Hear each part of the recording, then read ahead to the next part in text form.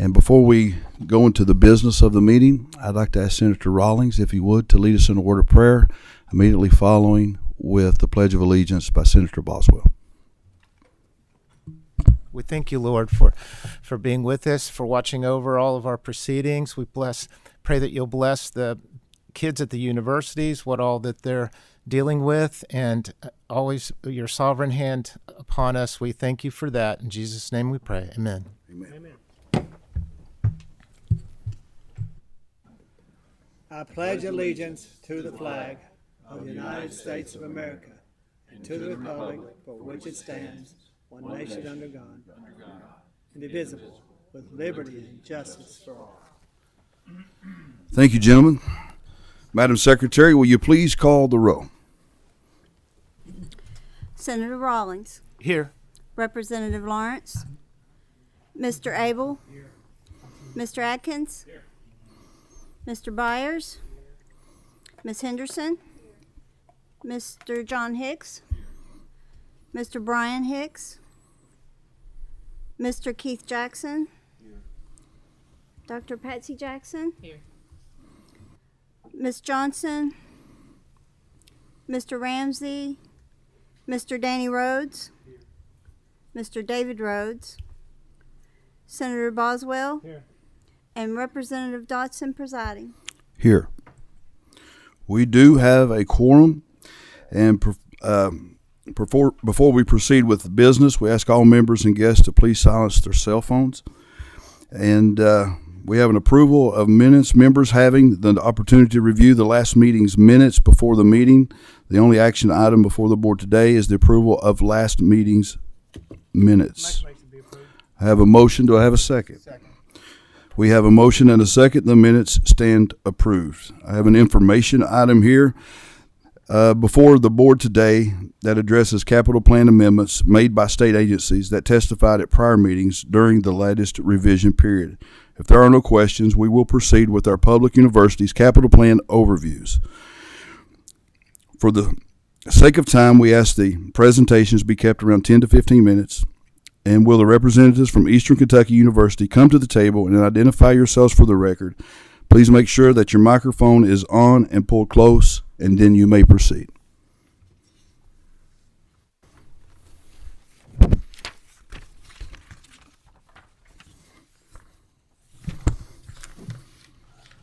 Good afternoon, Chairman Dotson, members of the board. My name is David McFadden, president of Eastern Kentucky University. I have Amy Scarborough, our vice president for government affairs, with me today. If she has to pinch hit in the middle, I've got a little bit of a summer cold, so hopefully I won't get too choked up talking about all the capital needs going on at Eastern Kentucky University. It is a pleasure to be with you today. We appreciate the opportunity to come and talk about what's going on at Eastern Kentucky University. We are excited as we continue to see growth at EKU, serving more Kentuckians each and every day, graduating those students who are going back to work in Kentucky at a higher rate than ever before.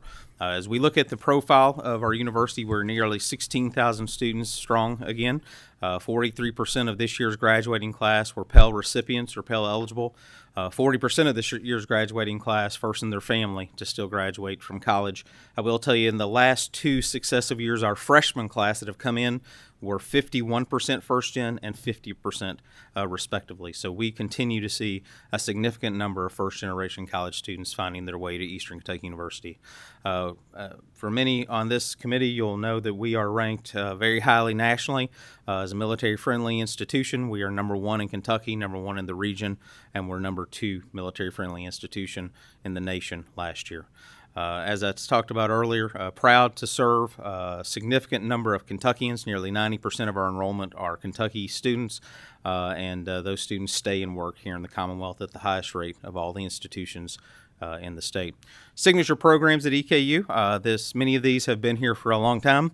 Some are new in that space, and so from nursing to occupational therapy to our criminal justice program to education, our manufacturing engineering program. We are now in year 3 of that program. Only one of 25 manufacturing engineering programs in America. Really excited about that. And perhaps one of the programs we're best known for now is our aviation program, which is nearly 500 students strong as we continue to move forward with that program.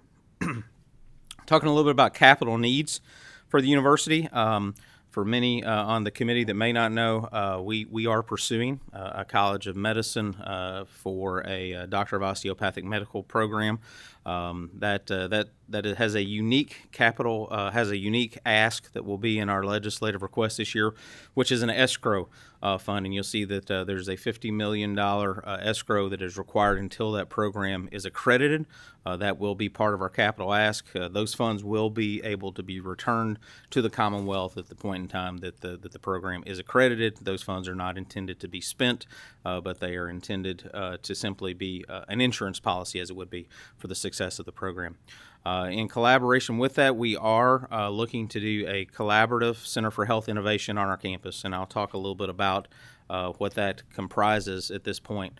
For many who know EKU, and I know Ms. Jackson probably knows this well as a graduate of the program, our nursing program is one of the very best in the nation. 100% pass rate for BSN this past year for the last several years, 100% pass rate for ASN, 100% pass rate for our Doctor of Occupational Therapy program. As we look at our health sciences programs today, we are servicing nearly 2,500 students on campus who are a part of our multitude of health sciences programs on campus. We expect that to continue to grow to where we will have approximately 3,000 students on our campus who are learning in and around the health sciences on our campus. We have some facilities that have served us well at Eastern Kentucky University, but they candidly have outlived their useful life, particularly as it relates to having modern healthcare instruction going on in those spaces. So the John Rowlett building, the Donald Disney building are historically the two spaces in which we're doing that instruction. The size of our classrooms are undersized. The overall technology that we're able to bring to the classrooms are just not adequate, and for the type of growth that we're seeing, we're just not able to serve the students without a significant change and a new construction in our health sciences space. So as we look at our number one capital need, it will be our health innovation project for the 2026 legislative session. Moving on from that, we are looking at a couple of things that are in and around the aviation and aerospace growth opportunity for the Commonwealth of Kentucky. For those on the committee who followed last year's legislative session, Senate Bill 87 was passed, in which CPE was directed to do a study around starting a federal aviation and FAA program for air traffic controllers. Eastern Kentucky University has submitted a program proposal to CPE. They will be delivering a recommendation to the legislature, I think, by December 1st. We would like to be the host site for that program. In order to stand up that program, and we've done a lot of work with the FAA and others, in order to get that off the ground, there will be some capital outlay for simulators and spaces that are appropriate for air traffic controller training. And as you can see there, we're looking at $5 million for startup for the air traffic control program. And then, as I talked earlier, we continue to see enrollment growth at kind of a record pace for our flight program at EKU. Unfortunately, the age of our fleet is getting fairly significant, as you can see. Many on there in the 1980s and 90s with a significant amount of flight time. We will be looking for some capital improvement to upgrade those aircraft as we can continue to graduate some of the best and brightest who go out to fly all across the world. Our final request from a facilities and asset preservation standpoint is the continued investment in the renewal of many of the assets that are on our university campuses. This, I would imagine, will be a recurring theme that you hear from the presidents who speak today. The significant investment that the legislature has made over the last two bienniums in asset preservation has been unprecedented, and it has made a difference on our campuses that I just can't express the impact. Not a lot of the work is really attractive. There's not a lot of things where there's a lot of opportunities for ribbon cuttings and groundbreakings. But I will tell you that it is transformational to make sure that your steam lines, your water lines, your elevators, your roofs, your chillers, There's just such a number of things that we've been able to do to continue to keep those facilities up and running and modern, that it has been transformational on our campus. And so we are requesting another round of asset preservation support for our campuses. I do believe that with another round of asset preservation, we will find our institutions in a really strong position to continue to operate in an efficient and effective way going forward. And so that is the totality of our capital requests for the 2026 biennium, at least the priorities that are on our list, and would be happy to entertain any questions, Mr. Chair, if there are any. Do we have any questions on the panel? Secretary Hicks. Thank you, Mr. Chairman. Thank you, President. For the in your very first project, you talked about the combination of the osteopathic program and a modernization of the space for your health innovation, health sciences. Probably would be helpful down the road, President, to know maybe how much of the, realizing you're sharing spaces, but how much of the facility would be associated with the new osteopathic program? Yeah, I think that as we have engaged with some architectural firms to start to score out the cost of this facility, probably around 40% will be dedicated to the medical school, but a lot of shared space, cadaver spaces, simulation spaces. So there's a lot of integrated, really the approach we want to take with the med school is from kind of start to finish, from the health services person who takes the intake, to the nurse who's providing direct patient care, to the mental health professional who may be supporting the patient, to the attending physician, creating that simulated experience in this space where you really have everyone who's touching a patient or would be in a real world setting to get them into that space. I think that as we look at the fact that there will be some unique costs with the med school specifically around a cadaver lab, that's a significant cost factor, but all of our programs will benefit from that. But we'll absolutely be able to get you the breakdown of what parts go with where. But again, we already have 2,500 students who are learning on our campus in and around our health sciences programs. Mr. Adams? Rocky? Health sciences, unbelievable opportunities in the past for jobs, nurses, other healthcare providers.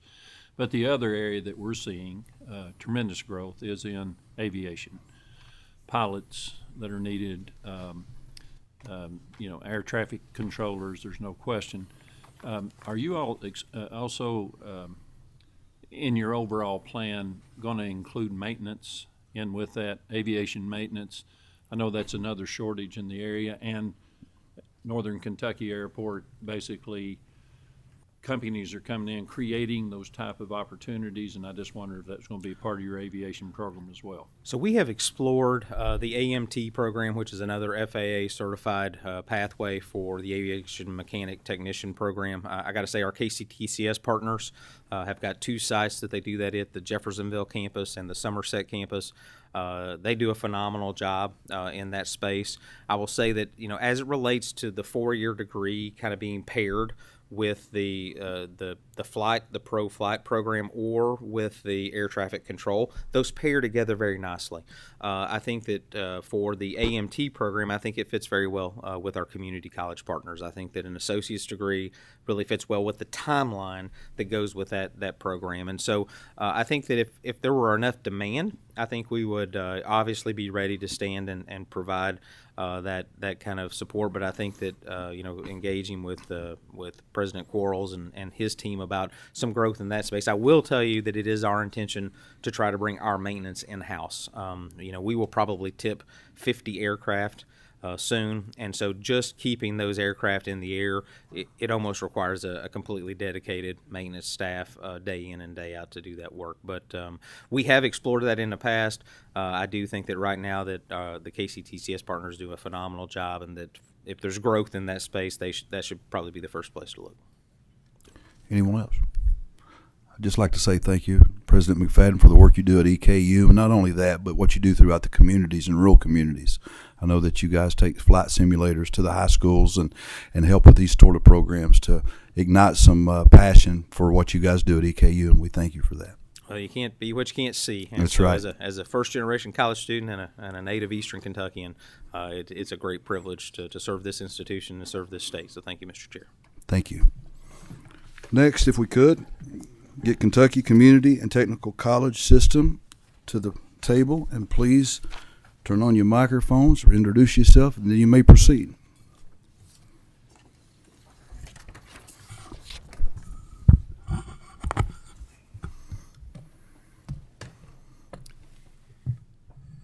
All right. Thank you, Mr. Chairman. My name is Todd Kilburn. I have the privilege of serving as the Senior Vice President and Chief Financial Officer for KCTCS. And I'm Andy Casebeer. I'm the Assistant Vice President for Facility Support Services for KCTCS. I'm Jennifer Linton. I'm the Executive Director of Capital Procurement Services. Well, thank you all for the opportunity to present to you today. We want to begin by really saying thank you for all that you've done. And I don't mean that in just a casual way. We're very grateful for the support that you and the General Assembly have given to us. Your support over the last two biennia of $277 million in asset preservation has been significant in helping us address security, safety needs, roof repairs, energy efficiency, campus security. And while there's still work ahead, we appreciate your investment in the lives of our students. You've also helped us by supporting 4 major capital projects last year, and then in this last legislative session through HJR 34. We appreciate the General Assembly's release of $90 million for some previously approved funds to fund some key capital projects in Somerset, Glasgow, and Jefferson. So we're thankful for your partnership. We're very grateful for the opportunity, and our students are especially thankful for the role that you've played in helping to shape their futures. Just to give you a sense of where we were in the 23-24 academic year, we're still compiling some of the information for academic year 25. We served 107,000 students, or 45% of all post-secondary undergraduate students in Kentucky. We awarded 42,000 credentials, almost 43,000. Our students had access to 400 courses of study. 3,812 students transferred credits to 4-year institutions through our partnerships. And we had 27,454 high school students earning 142,624 credit hours, saving $13 million in tuition costs. We're proud to be the largest provider of dual credit in the Commonwealth of Kentucky. And we believe we're continued commitment to the workforce, partnering with nearly 3,000 businesses to deliver customized training and support, helping students achieve their goals and helping support the industry that we have here within Kentucky. And when we talk about the 6-year plan, we're talking more than just about buildings. You understand that our spaces and the way we look at planning our spaces is looking how to give students success. And so when we're looking at our 6-year plan and trying to develop our plan, we're thinking about what can we do to our facilities to improve the ability for our students to become proficient in their studies and to move forward. We're also going to the next slide. And so as part of that, also, a second part of us is we're the main provider of workforce development opportunities throughout the state. And so we're helping students in academics and we're helping students in the workforce. So the two things working together. So every 2 years, we take a really hard look at our facilities and at the needs of our students and business folks and plan everything from scratch every 2 years and bring to you our 6-year plan based on that. So as we move forward, we really are trying to develop a vision that combines and connects the leadership from the General Assembly, that connects our direction from the Council for Post-Secondary Education, and that utilizes the resources that we have within KCTCS in partnership to try to make a difference where we can here in the Commonwealth of Kentucky. We want to develop a plan that's complete, that's strategic, and that's impactful, and one that delivers real value. We want to be very strategic in what we're doing. We want to look at a plan for how we address our physical plant needs, and think through it in that way. And so we're very excited about the fact that we're doing this as a partnership with KCTCS, CPE, and the General Assembly. And so our 6-year plan, as we developed it, we set out certain goals that we were looking for. First of all, we're trying to elevate the condition of our facilities so that they meet the current building codes and life safety issues. With over 340 buildings in our system, there's always needs for improvement in those areas. The second thing we would try to do is to prepare for what we know is coming, which is student growth. Our enrollments are up this last year as they were before, and we're looking at even a better year coming forward. So there's always things we have to anticipate in the growth of our facilities. We're looking to modernize and expand the technological innovations in our spaces, because we are teaching the students to use technology that is just now coming into the workplace. And so we have to continually improve our facilities to be able to look at those. You know, the most recent example right now is we have 3D concrete printing, and we just printed a concrete house, the first one in Kentucky and Somerset, just a few weeks ago. And so we're staying on that cutting edge. And of course, that means our facilities are constantly being looked at and renewed. We're also looking at ways to support our students beyond just education. Our students, you know, they're having to stay close to home. Maybe they already have a family, or maybe they have a condition where they have to work to support the family they grew up in. And so our students are close, they have to stay close to home, so we have to make sure our facilities are giving them the educational benefits they need right there in their own backyard. And so I think one of the key items that we'd like to highlight is that we do have a pretty complex and expansive network of our facilities across the Commonwealth. Of course, we often say we're 16 colleges across 70 campuses, all of which are within a short drive for most Kentuckians. But we have 10 million gross square feet across 342 buildings, with a total of 375 facilities valued at more than $2.5 billion. And when you include the Fire Commission, which is under the KCTCS auspices, that adds another 29 buildings valued at $27 million.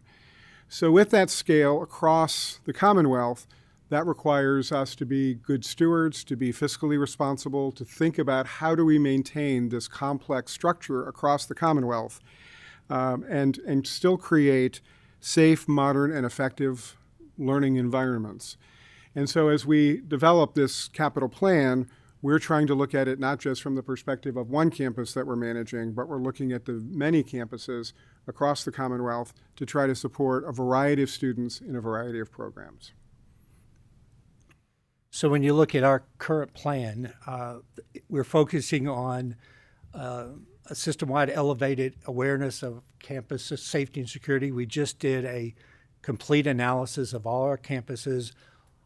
In today's world, safety and security has become a bigger part of doing business than it used to be. And so we've identified about $30 million that we need to invest in all of our campuses, so that, you know, if we need to, again, I-75 shooter, you know, we had to lock down 3 of our campuses.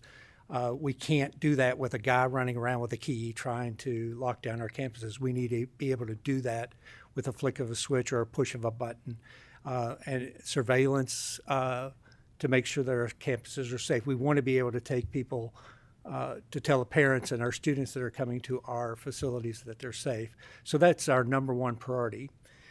Then a number of our other priorities have to do with renovating buildings. And, you know, that sounds like, oh, our buildings are old, they need to be renovated. But part of that is you have tasked us in Senate Joint Resolution 179 to start looking at our footprint and to downsizing some things and consolidating some things. So when we try to consolidate facilities, we have to renovate a facility to take on the load from the other. So as we're trying to shrink that 342 buildings that we have across the state, where it makes sense to do so, it does cause us to need to do some renovation. So a number of our first top 10 projects are also in that sphere.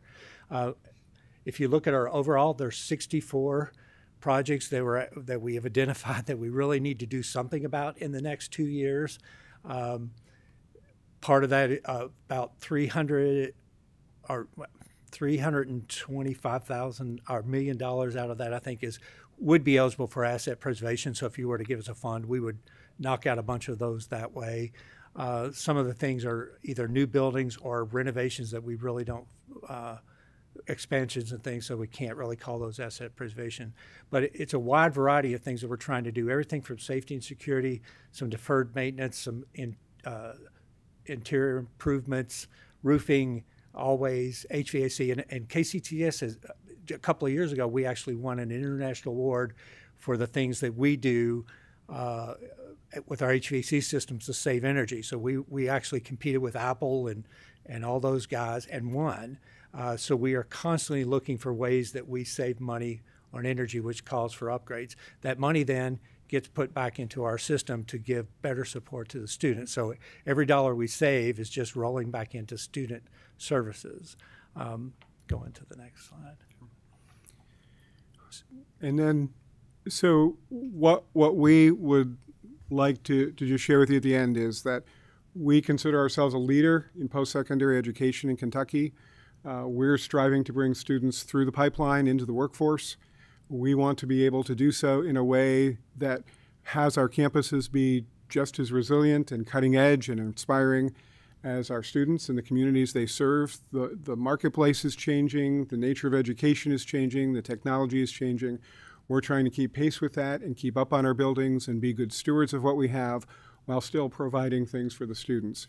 And as we try to put forward, I work in the business area, we work in facilities and all those things, but we remember at the end of the day, it's all about the students. It's all about how we support the students and how we provide for them so that they can be the next generation of leaders in Kentucky. And so we're not trying to just build facilities, we're trying to build futures. And so with that, we will stand for any questions that you might have of us. Thank you so much for your presentation. Does anyone have any questions? Senator Boswell. Thank you, Mr. Chairman. Thank you for your presentation.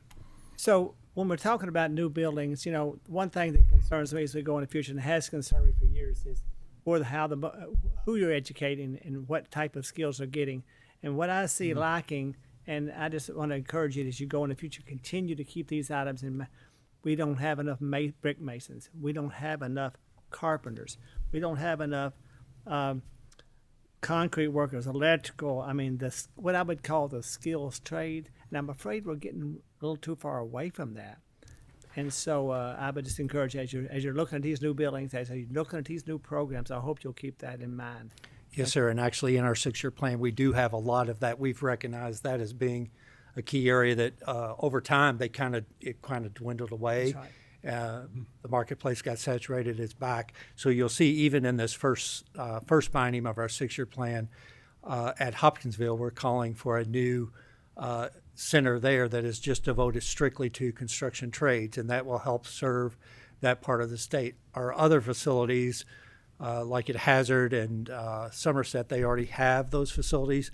We're expanding those. So like with the concrete printing at Somerset, they're also doing a lot of other building trades there things. So we're aware of that just like you are. And being an architect and being in the construction industry, yes, I'd love to have more workforce out there so we could get our projects done quicker.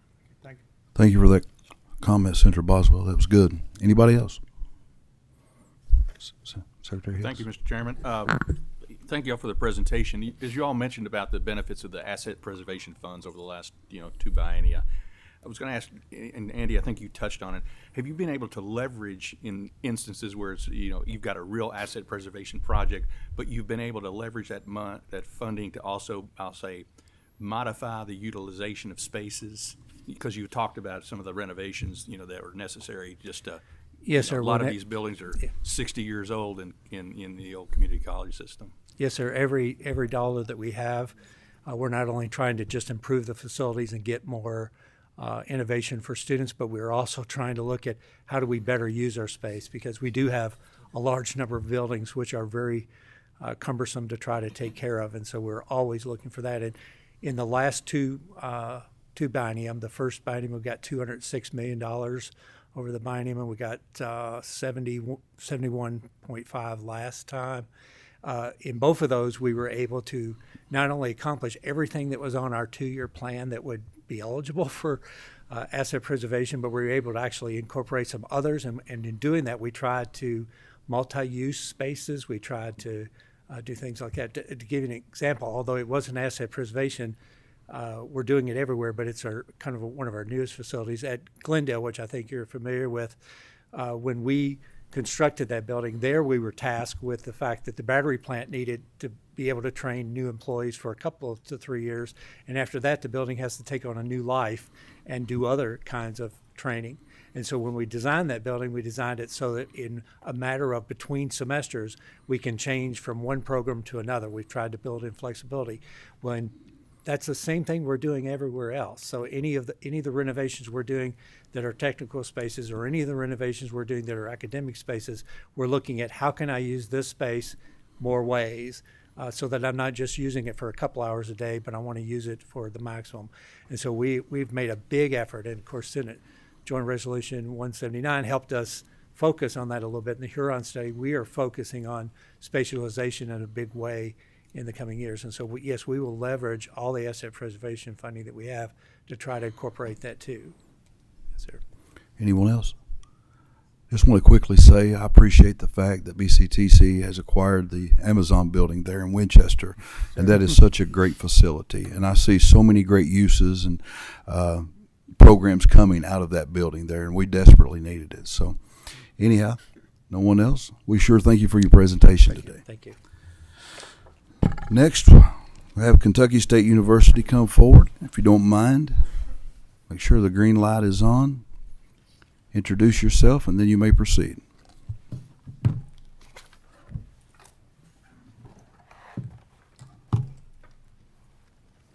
Good afternoon. My name is Wendy Dixie, and I have the pleasure of serving as the Chief Information Officer as well as the Chief of Staff. My colleagues with me at the table we have here is Wayne Cowan. He is our interim Director of Capital Planning and Facilities Management. And here is Dr. Melissa Hicks. She is the interim Vice President of Finance as well as our Controller. But before we begin the presentation, I'd like to take the opportunity to thank you and the General Assembly for your continual support. Your investment in Kentucky State University directly enhances our ability to serve students, strengthen academic programs, and drive meaningful impact in our communities.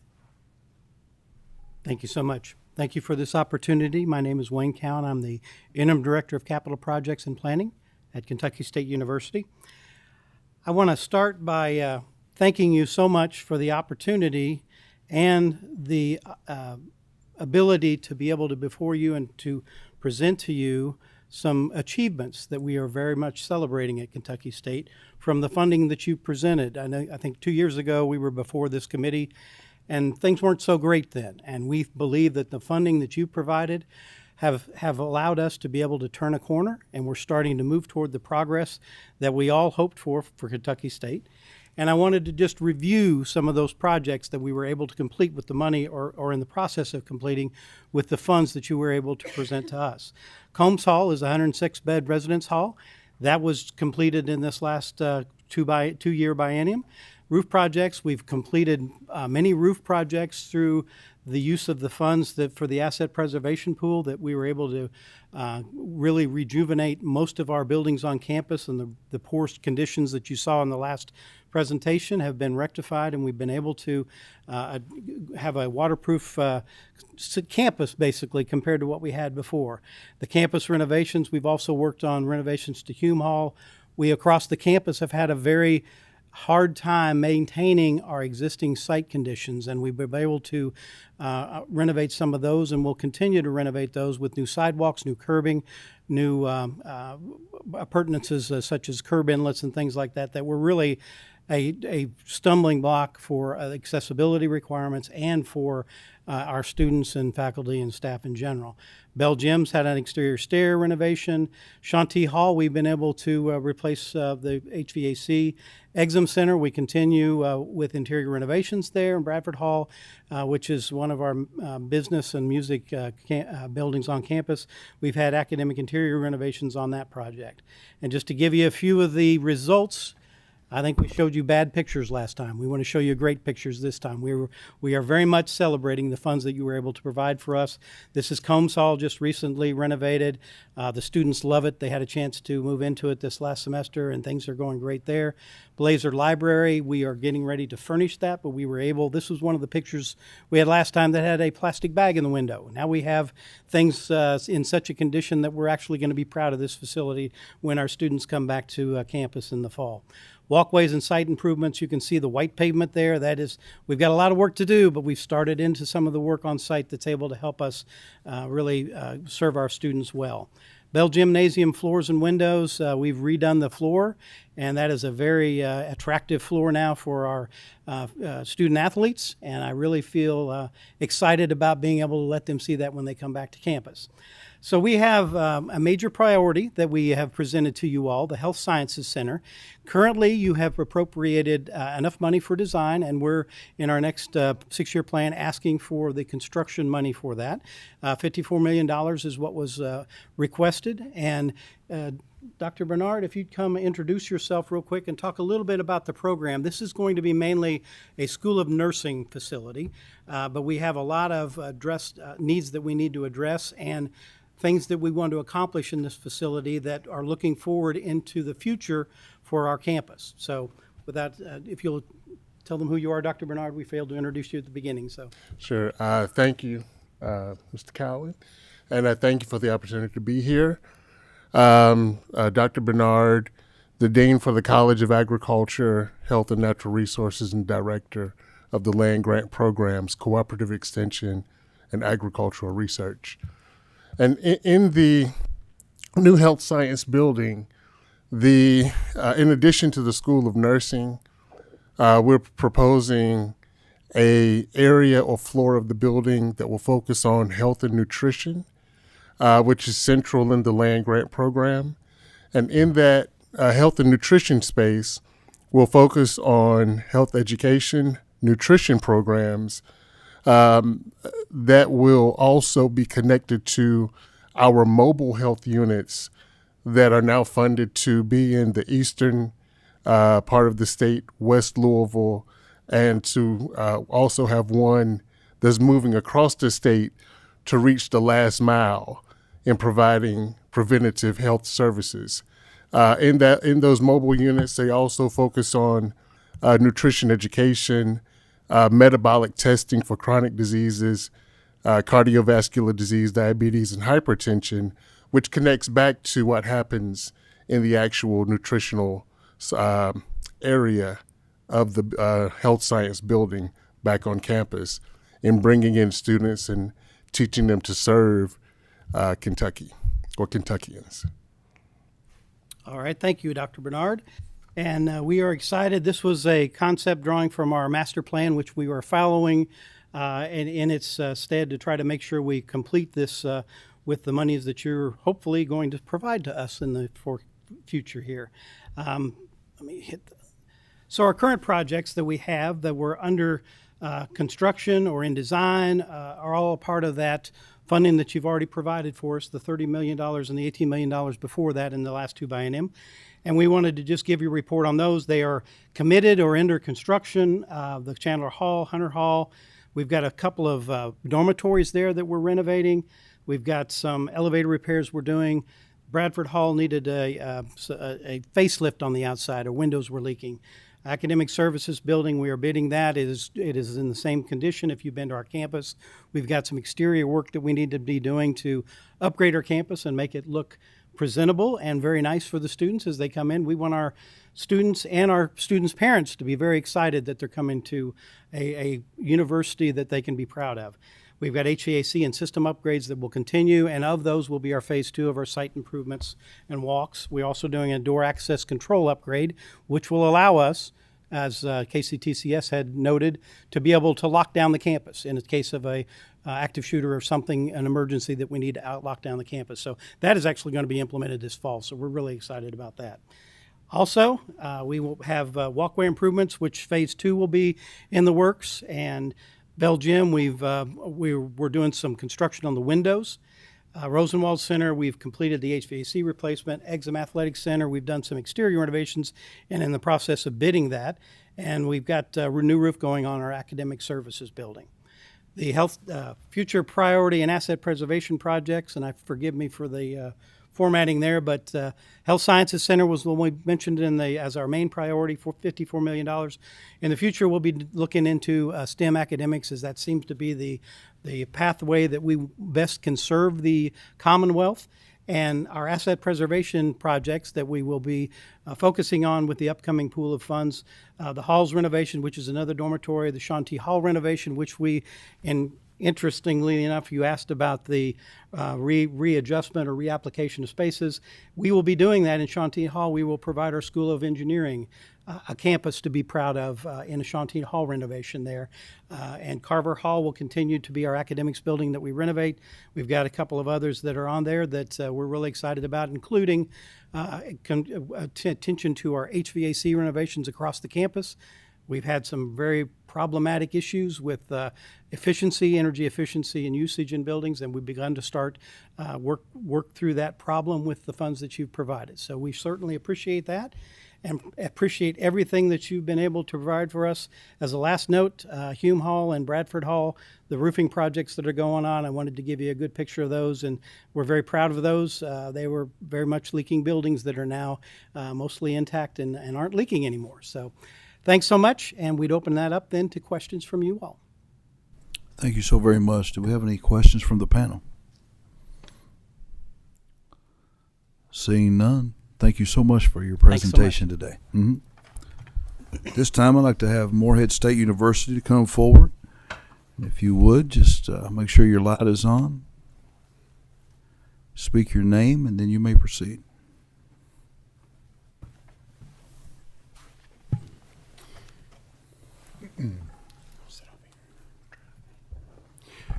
Thank you, co-chairs and members of the advisory committee. My name is Jay Morgan. I serve as president of the institution. I'll let this gentleman next to me introduce himself as well. My name's Kim Oatman, and I'm the AVP for Capital Construction, Morehead State. Yeah. You're okay, Mr. Chair. We'll continue. Yes, sir. Thank you. Well, it's a pleasure to be with you today to present on behalf of Morehead State University. And as you know, we serve about 9,000 students in the easternmost 22 counties of Kentucky, a very distressed region, and a region that's been hit very hard economically. And we do appreciate your support, and in the past, your support as well. Moving through very quickly and just to kind of set the tone for the themes that we're looking at on campus related to our facility master plan and related to some of the projects today. We're looking at existing campus facilities, trying to enhance a number of those, much of that using asset preservation dollars that you've been very generous with in the past, and we hope that continues. Better utilizing our existing facilities. We're consolidating and rearranging, reorganizing a couple. Replacing outdated facilities, and I'll talk about that in just a moment. And also reducing footprint and operational cost, of which we'll discuss here in just a minute as well. Just as a very quick overview, and I wanted to kind of set the stage here because our process for the past couple of years, and I'm starting my 9th year as president, has been for every building that we get new, we're replacing 1 or 2 older buildings. And a result of that, in my time at Morehead, we've reduced our operational square footage about 290,000 square feet. And our theme behind that is we're looking for operational efficiency, cost, but we also know we've got to replace a very aging infrastructure on our campus. And we're also, over the next couple of years, working with our campus and board to replace several more buildings and reduce even further. And our goal with an aging campus has been to move through and either renovate, reorganize, reduce it and build new, and go forward in that measure.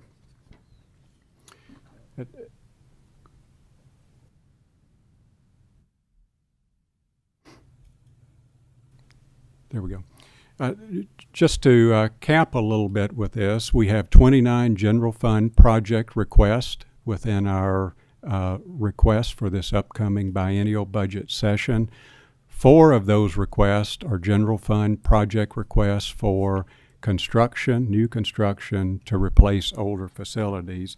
And I'll echo some of my predecessors who have spoken in their thanks for asset preservation dollars. I cannot express to you how vital those have been to replace broken things all over campus, windows, doors, rotors, motors, HVAC units, and so forth, and we hope that that continues.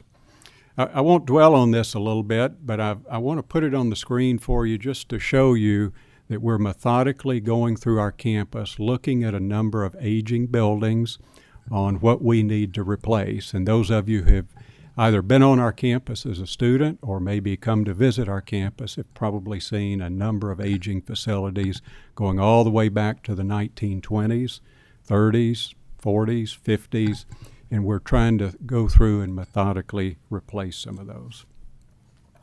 Moving to the crux of our presentation today, co-chairs, our number 1 capital project request is to construct a new applied science building.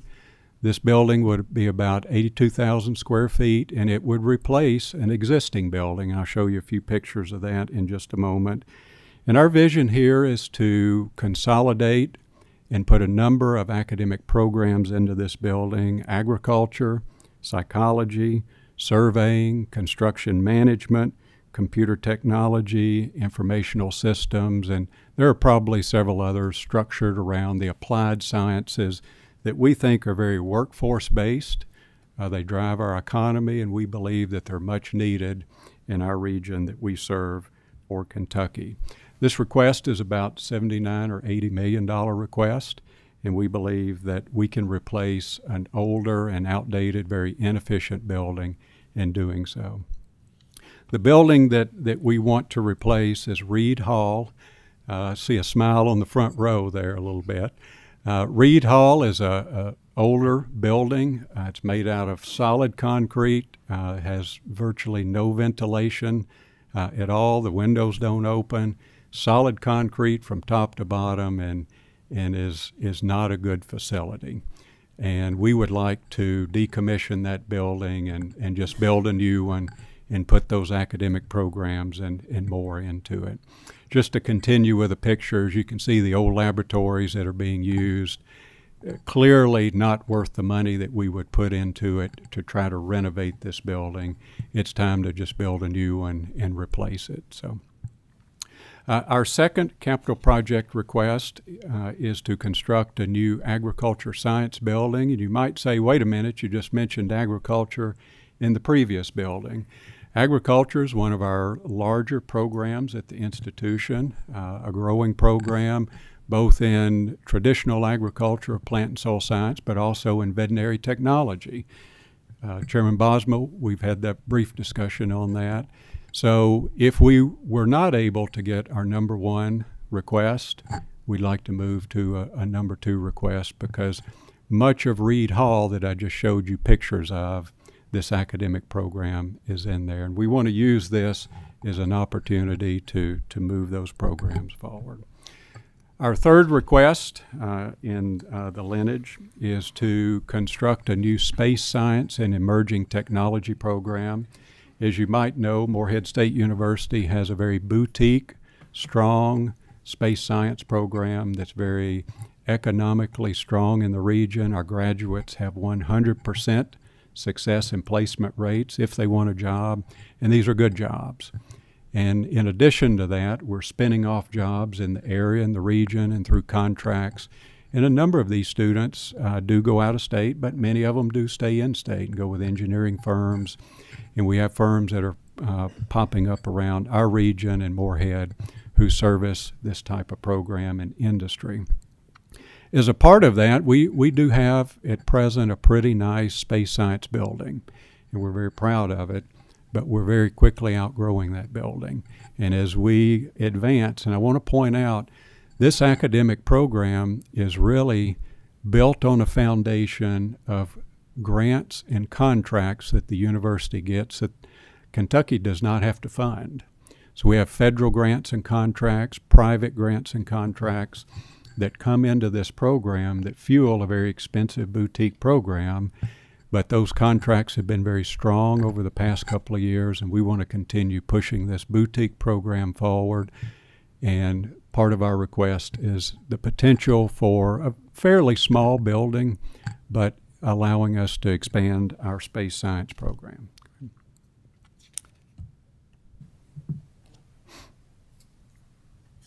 There we go. Our fourth project request in our lineage is to construct a new health science center, health sciences building on campus. I will point out that we do have a current fairly nice share building, CHER, but we share that, SHARE, Mr. Hicks, we share that with the University of Kentucky and our regional medical center there in Morehead. But we are outpacing the space that's in that building, and we'd like to build a smaller building to also supplement the operations there in our current share building for an expansion of some of our healthcare and student health center needs. So that's our fourth request. Our last round, and we don't dwell on this much, but I did want to point them out to you, are our list of auxiliary requests. These are university bond funded, but state approved, typically in our auxiliary units. And we're looking at the option to build a third residence hall, new one, and a fourth residence hall, potentially. Capital renewal and maintenance pool, I think that everyone requests each year, and you can see those representative lists. We do need to make some ADA upgrades in some of our auxiliary areas and fix a few other things across campus, of which I won't go into. So with that, Mr. Co-Chairs and Advisory Board, those are the top four requests for Morehead State University, and glad to open it up for questions. Thank you so very much for your presentation. We have anyone? Rocky? Driving through campus the other day, a lot of activity, as most campuses that I've seen, capital construction taking place, renovations, all of those different things of money that's been appropriated, that's being put to good use. Being somewhat familiar with the recommendations you made, and a lot of the recommendations today are really correlated to where the economy is today. And I want to compliment all the universities for that, of really a changing economy, a innovation of economy that's taken place. And it seems that these investments are directed not only for Morehead State, but others toward that. I mean, the last presentation was basically a nursing type school that would be built. So a lot of these projects and investments, no question, are directed toward where the economy is today. I would assume that space science, you would make just an expansion where you are now. That is correct. And I would assume that the Share building, you'd make that expansion as well where the building is now. With respect to space science, yes, we would probably have a separate building, but in the vicinity of where the current structure is. One of the issues we have with a Share building is it's a wonderful building, as you know, and serves our students and affiliates well, but we don't have a connection to our main campus. So our vision would be to, if we were awarded that building, to build that building on the main campus, not separated as a Share 2, by example. It would be on the main campus with allowing us to expand our health programs. And as you may know, we also have our student wellness center for students who are sick and otherwise, in Old Allie Young Hall. Aging, as you're very well aware.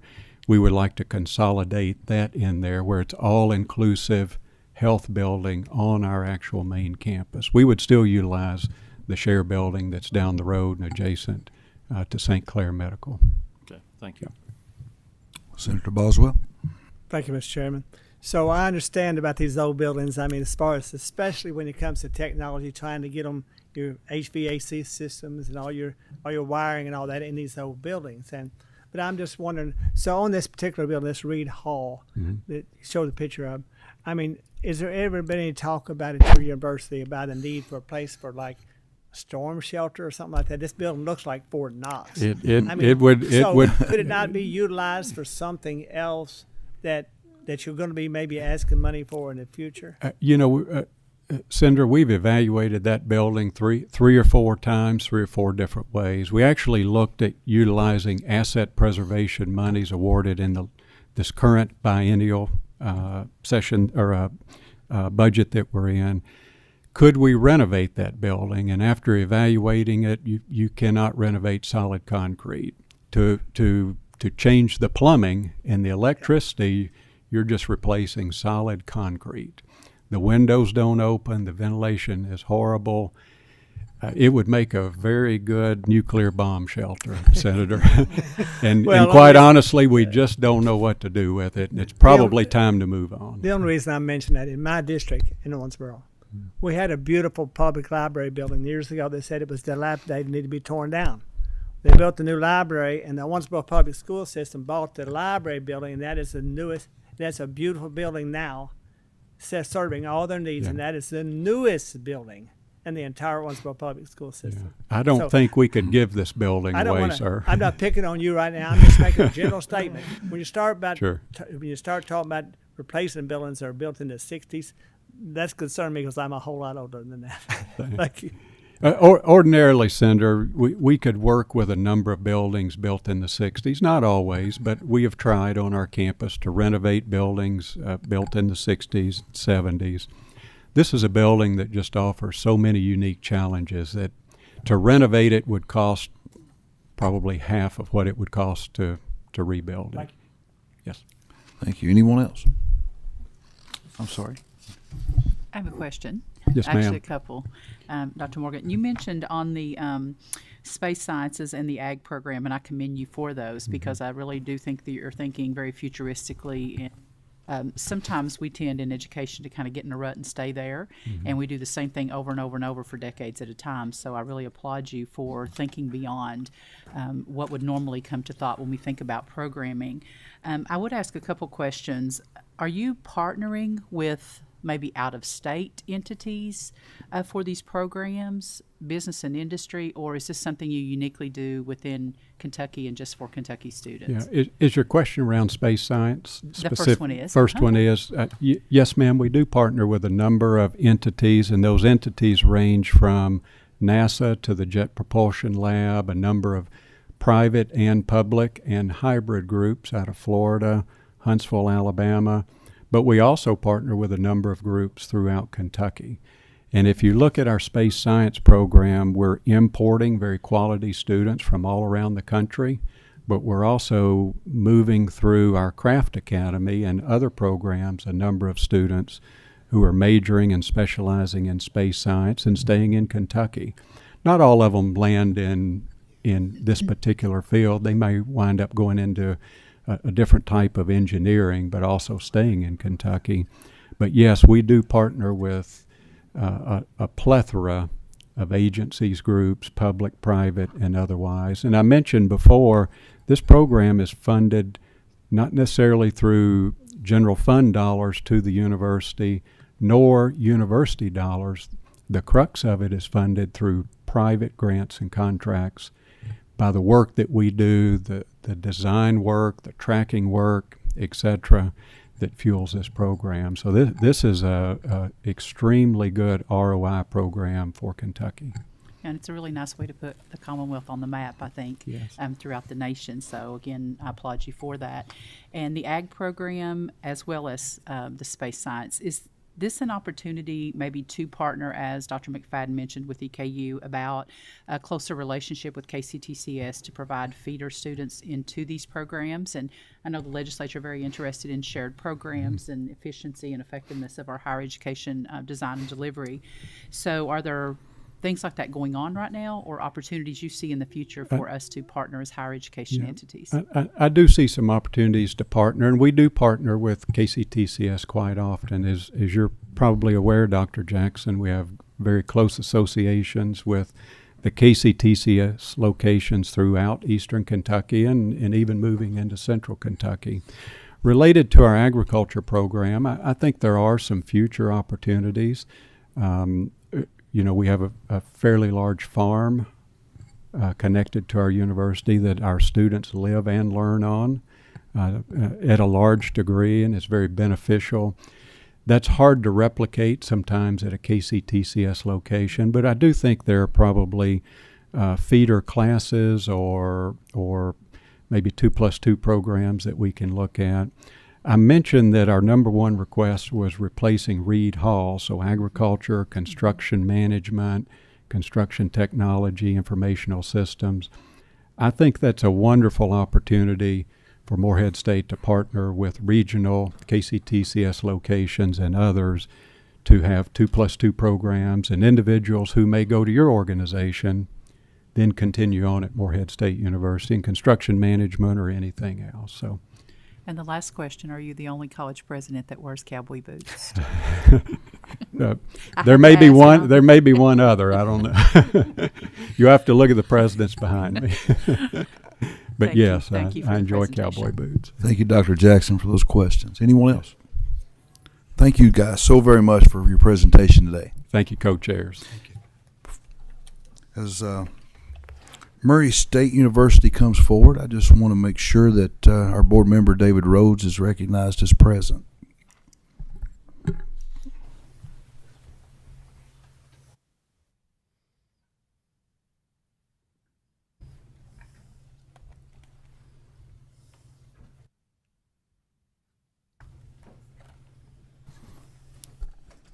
When you're ready, just make sure your microphone's on and you can proceed.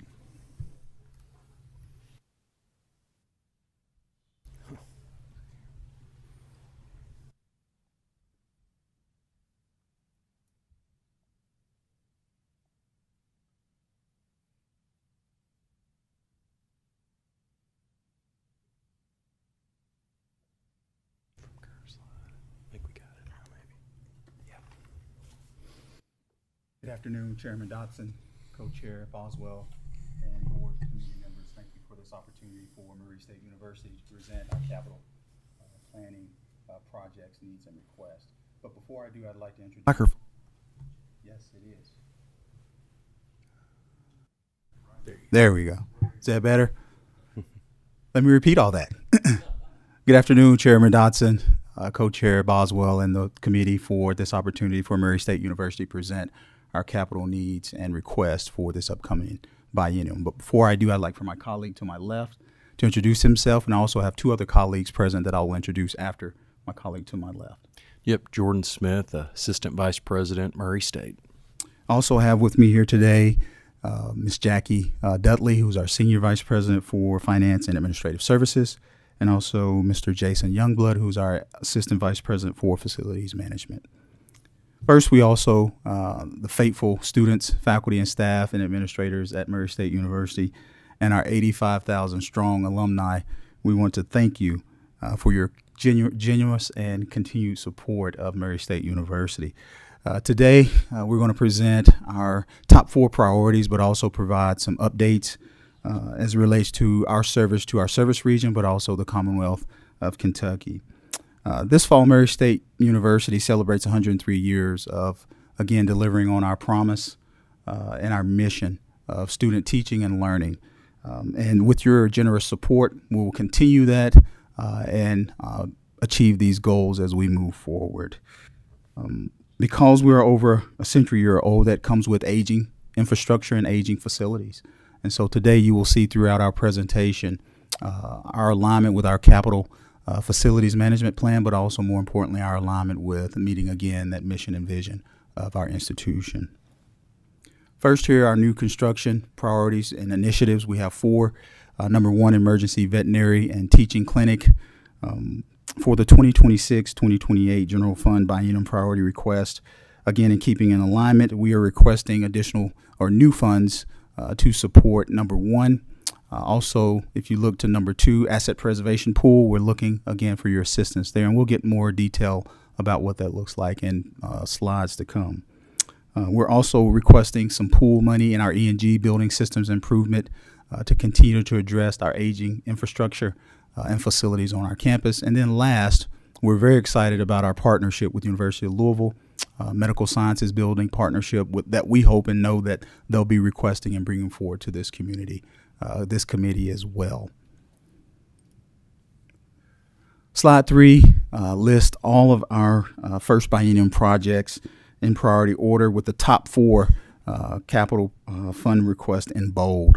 And again, we'll talk more about these later in the slides, but wanted you to see those requests, those dollar amounts associated with them as well. Slide 4, we are requesting the General Assembly to support our request for agency bonds for our top 4 priorities. They are listed as such, including anticipated dollar amounts as of today. And as you know, with inflation and also rising costs, that these may differ in the coming months and weeks and years ahead. Construct the residential housing at $47 million. Replace college courts, which are about 1 to 5 buildings at about $30 million. Agency bond request priority 3, the renovation, enhancement, construction of athletic facilities. And then 4, asset preservation pool, which again addresses some of our residential halls at $6 million. First, we want to thank the General Assembly again for your passage of the Senate Bill 77, which allows Murray State University to bring forward a DVM, Doctorate of Veterinary Medicine. We also want to thank the General Assembly for the $60 million in funding for the new veterinary sciences building funded in the 2024 budget session. We're collaborating with the Council of Post-Secondary Education through the academic approval process for the approval of the DVM here in the coming months. And then also this $45.5 million emergency veterinarian teaching clinic we're requesting for the upcoming budget session is in direct response to the statewide veterinarians, our cattle farmers, as well as other animal agricultural providers in our state as well as across the Commonwealth to support this effort. This would be a wonderful addition to Murray State University, but more importantly, it will service the need for our statewide farmers, veterinarians, cattle farmers, and others, as well as our current, well, soon-to-be current and future DVM students.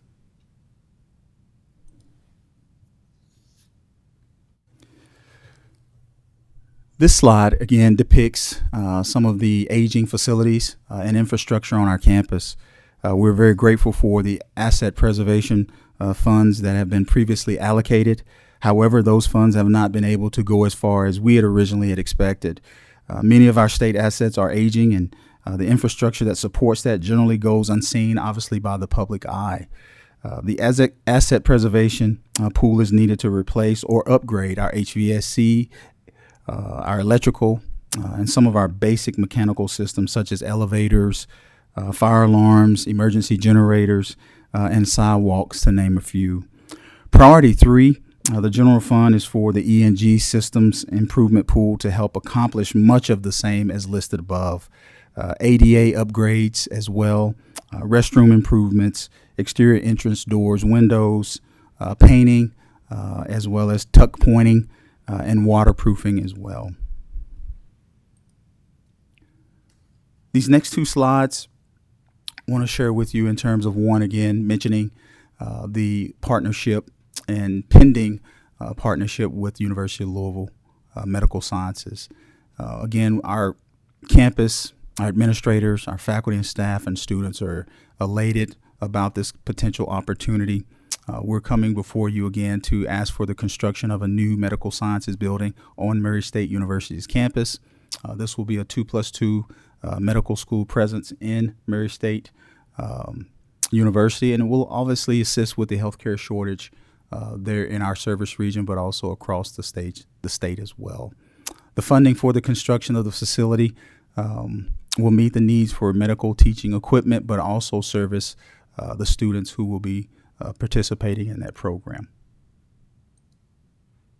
Here is a typical timeline of, again, when we receive those funds. If you, again, feel that support Murray State University as well as University of Louisville in this endeavor, in July 2026, you can see there we'll be seeking $60 million in appropriations to build and construct that facility on our campus. And I won't read all of this to you, but again, it outlines from point of entry of construction, receiving those funds, but also targeted completion date, inaugural medicine residency graduate students, and then also the first class graduating in the program as well. We want to quickly run through a few updates on the buildings that the General Assembly has funded over the past 2 budget sessions. First, we have the new veterinary sciences building here in front of you, which will be used for our existing pre-vet and vet tech programs, as well as future School of Veterinary Medicine. This conceptual rendering is obviously of the new building on our West Farm campus. The project is currently under schematic design, and we're expecting completion in August of 2027. This is our Learning Commons building funded in the last budget session, which will enhance our student retention and first-year student experience efforts. This project is expected to be bid this summer, and also completion and occupancy in August of 2027 as well. And this slide is the School of Nursing and Health Professions. This building was funded in the 2022 budget session in response to our growing nursing program, as well as the need for more nurses and skilled healthcare providers in our region and the state. Our construction is about 10% completed at this time. The steel shell is expected to be completed this summer, and then completion of the entire project is expected August of 2026.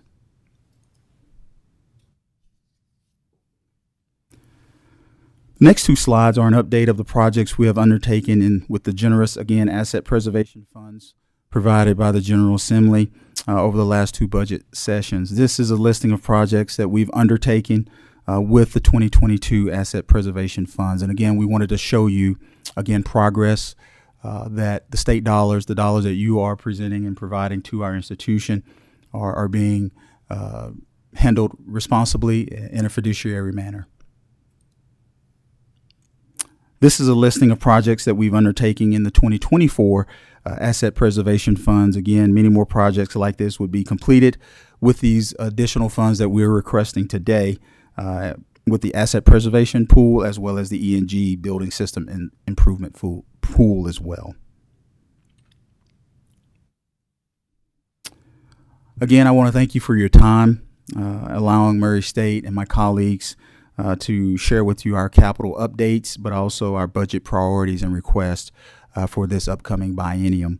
The fund, we are asking you to fund the priority of the new construction that was presented today as well, the capital renewal, deferred maintenance, and life safety projects, and also we're asking for you to reauthorize the agency bond projects that were presented today as well.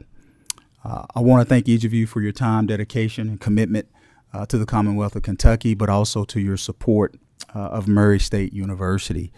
This concludes my presentation, and we're happy to answer any questions at this time if you have any. Well, thank you, Dr. Patterson. First of all, we want to say to you, welcome as the new president of Murray State University. 6 days on the job. Yes, and so we wish you the best of everything, success in your new venture. Do we have any questions? Senator Rawlings. Thank you, Mr. Co-Chair. Dr. Patterson. Yes. What are the advantages of entering into a partnership, the one with the medical sciences program with U of L, and are there potential drawbacks when you enter into partnership with a different university? I don't think there is. I think there's huge benefits to partnering with the University of Louisville in this particular instance. It allows great camaraderie, collaboration, partnership, not only within our region, but also it shows the Commonwealth of Kentucky that our institutions, public institutions, can work well together in delivering high quality education, but also producing doctors, physicians to serve not only our rural service regions, but also the Commonwealth of Kentucky and beyond. So it's a huge benefit to, I think, the state more so than Murray State University. Okay, good to hear. Thanks. Thank you, Mr. Co-Chair. Thank you, Dr. Patterson. I'm going to try to figure out a way to congratulate you for being in the World Series this year in baseball, Yes, but yes. I'll just say that out loud. Help me connect the dots on the veterinary program between the $60 million project Sure. that was approved and the one you're requesting.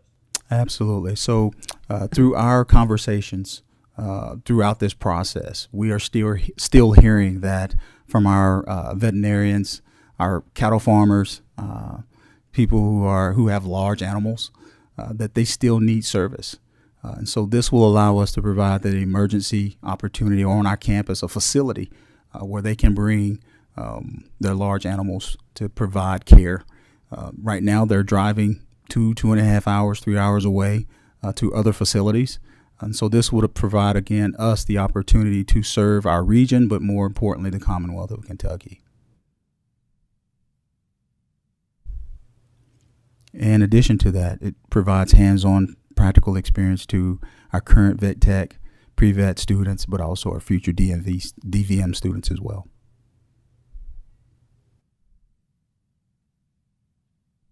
Anyone else? I will make one comment. I had this discussion with Dr. Patterson, and I've had with several other people regarding the vet tech program, and I think the legislature needs to take a serious look at giving vet techs additional responsibilities as far as being able to do things in the interim period before we can provide, because right now we have a need for vet techs that can go out onto a farm and do things maybe that are at a little higher level than what we're doing now. So thank you for your Currently, they presentation. can't. Well, thank you. Thank you.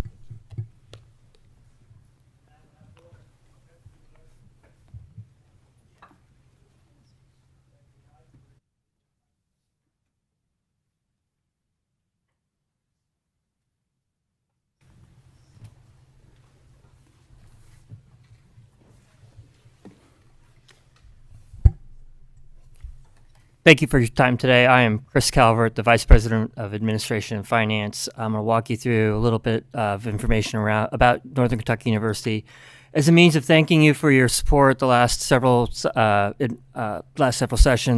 want to walk you through some of the projects we have going on and then talk about our priorities. Before I do that, I'll let my colleagues introduce themselves.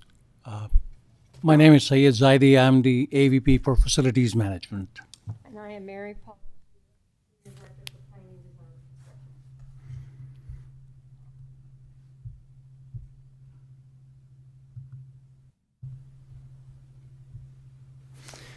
Okay. First, to tell you a little bit about Northern Kentucky University, we do have a new strategic plan for beginning fall of 2025. Our strategic plan revolves around our students, our colleagues, and our community. A little bit more about Northern Kentucky University. We have over 86,000 alumni. Most of our alumni stay in our region, so we feel very strong about the impact that we have on our region. We have been growing recently in terms of our freshman classes, and we expect to see that continue into fall of 2025. And our graduation rate and our speed to graduation has been improving. So we are very proud of the fact that we're able to get our students in and get them through the university and into the workforce quickly and effectively. We are very proud of our rankings in terms of our pipeline of degrees, the focus that we have on our degrees in terms of providing effective workforce for our region, and then the value that we deliver to our students and we value to deliver to the region. So a little bit about our priorities and our master plan, and as a means of thanking you for the support that we've received the last several sessions in terms of investment into the university. Our focus has been on increasing particularly those areas of instruction and education around workforce development, science labs, STEM careers, and then repurposing legacy buildings so that they're better suited for our students and for the workforce and for the region into the future. And then also trying to create efficiencies and opportunities for student engagement.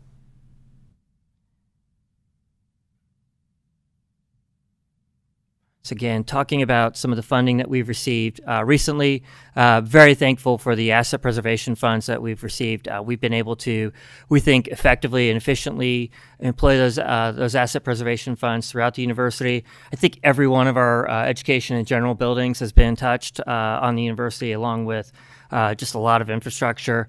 And so that's been critical in terms of really making a difference for everybody that attends the university, everybody that works in the university, seeing improvements to their spaces, seeing better facilities to support instruction. A couple of our key capital projects. The General Assembly funded an expansion of our Science Center, an 87,000 square foot expansion. That is currently under construction. It was about an $80 million fund project, and we're very excited about getting this project completed. It consists of both renovating the existing science building, but then also adding a new square footage and sorely needed and really critical STEM square footage.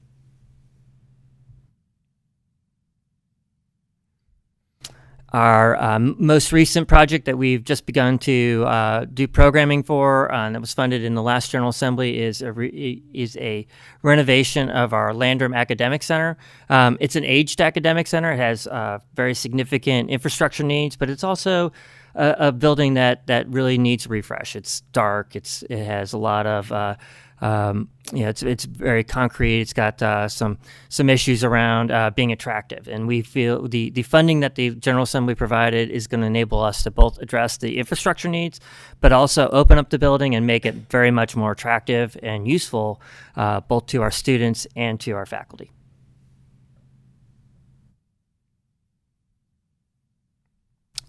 We're also working with the Justice Cabinet to renovate what was a civic center that the university now owns. It was formerly owned by the locality. We're just in the final stages of completing design for that, and then we will begin the construction and renovation of that building. And a new Northern Kentucky Medical Examiner Center and Crime Lab will be located once that is completed. Excited to have that on campus and be able to partner with another part of the state and be able to deliver these services more effectively to our community. So on to our capital priorities. Our number one capital priority is a renovation of the Business Academic Center. This would be a full renovation of the Business Academic Center. This is the building that holds our business college. It lacks a lot of modern instructional spaces. It lacks spaces for student engagement. We also see some really significant opportunities. There's a drive in our part of the region for life sciences expansion and also for entrepreneurship expansion. And the funding this renovation would provide us the opportunity to serve our community and locate both life science expansion and entrepreneurial activities in this building. So in addition to becoming more attractive to students, enable us to leverage what is already a very successful business program, and we think it could be even more successful and serve the community even better. We're also another priority is Nunn Hall. The General Assembly funded, and I've got a slide on this later. The General Assembly funded a relocation of our law school which is currently located in Nunn Hall. So once that law school is relocated, we will look for the opportunity to repurpose Nunn Hall in the future. And then finally, again, we feel like we've been very successful, and we are very thankful for the asset preservation funding that we've received. But there's much more asset preservation funding and much more need across the campus. And continuing to fund that is something that we request of the General Assembly, and we know that we can effectively employ that.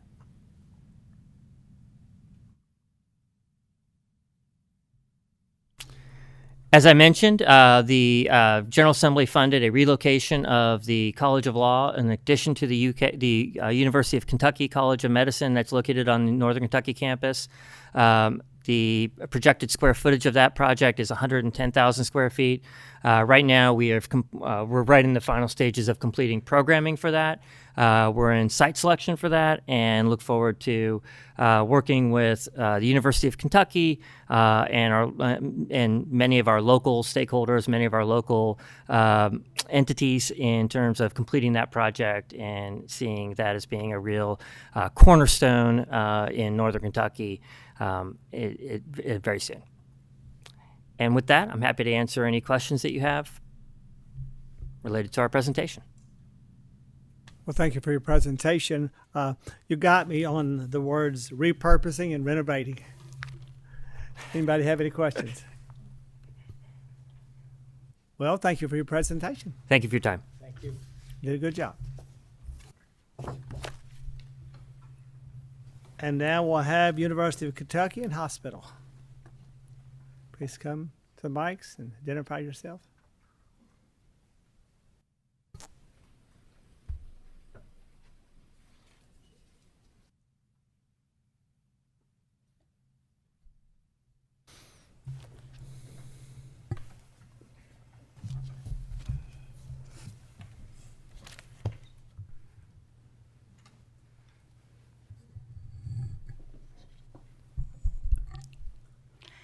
Hello, good afternoon. It's Good afternoon. nice to have this opportunity to talk to the committee.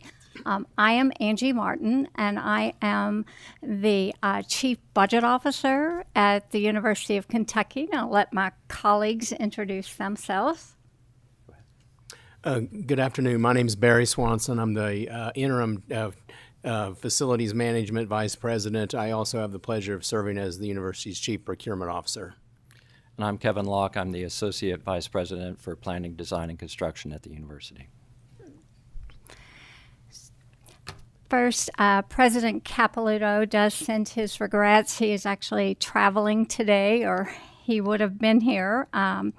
But I do want to just start off briefly highlighting some of UK's recent successes.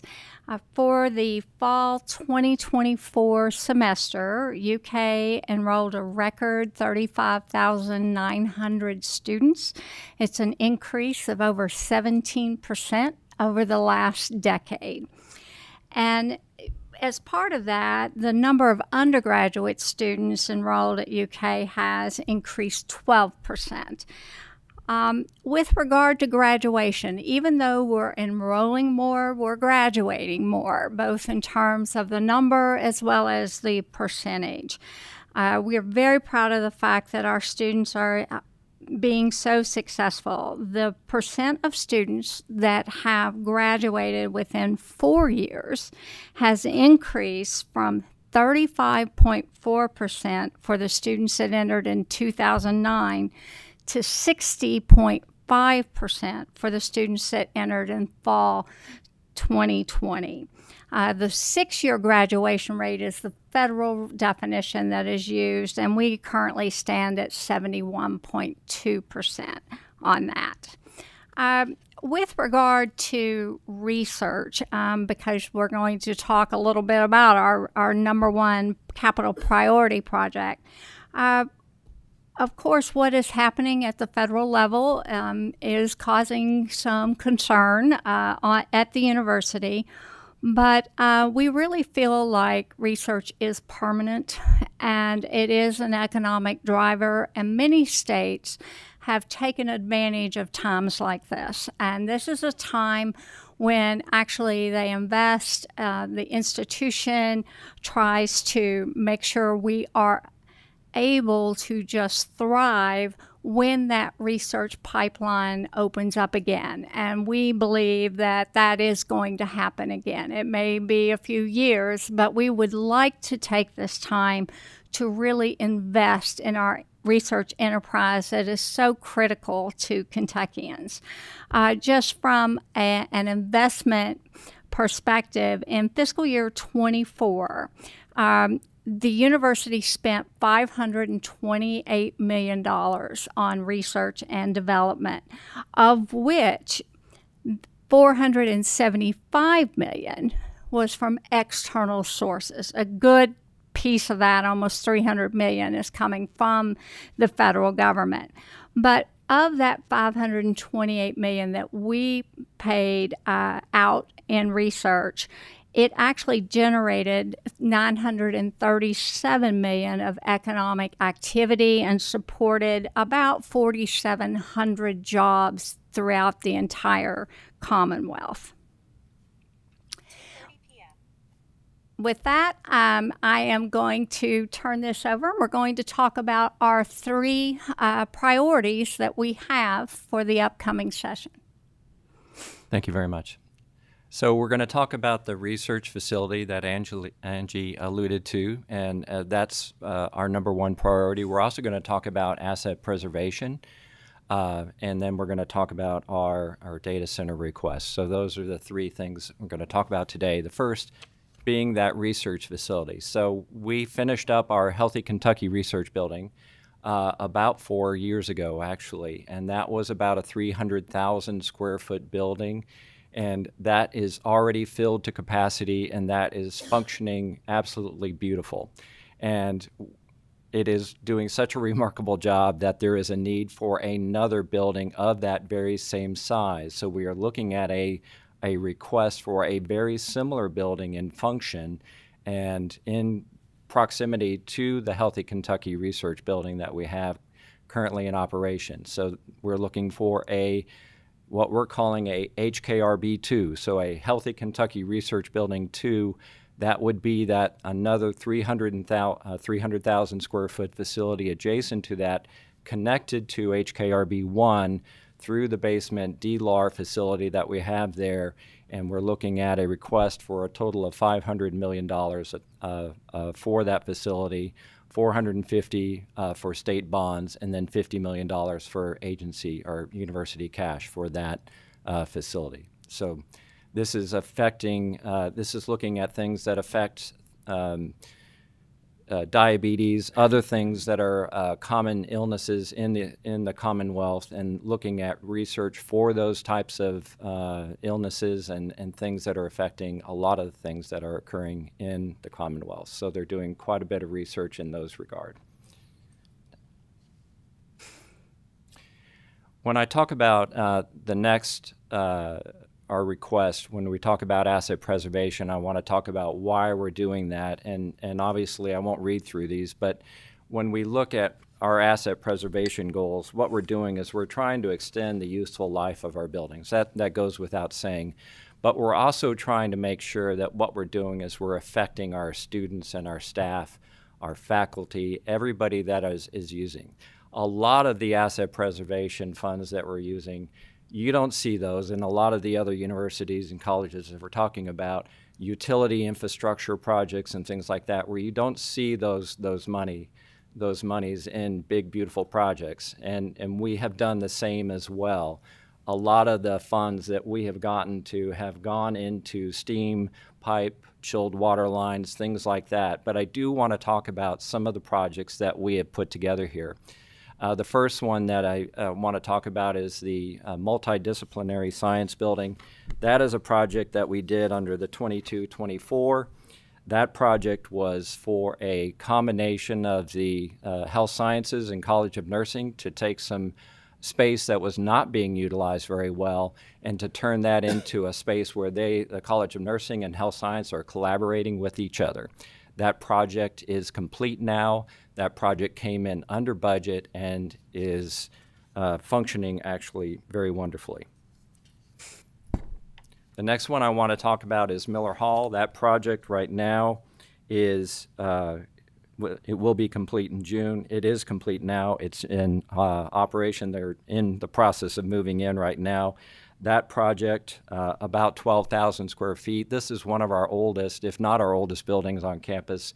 So we spent the money on this building for the second and third floor to put a new office space within there and do some much needed improvements to the outside of the building as well as some of the HVAC in that building.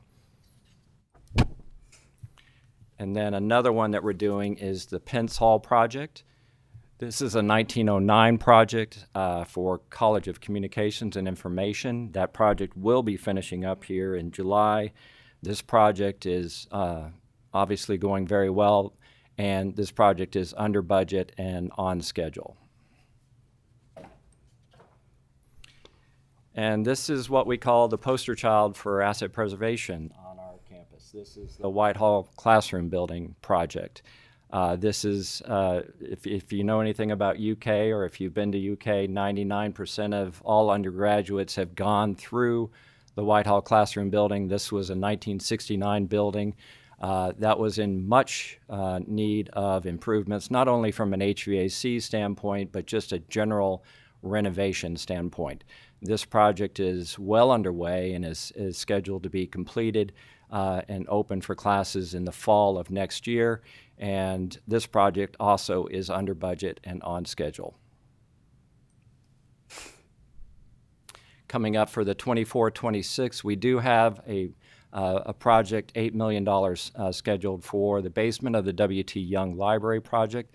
And this is going to be, again, with our asset preservation, focusing on students and their success. This is going to be renovating that space. Well, this is a fairly new building on campus, but it's really not. It's 15 plus years old.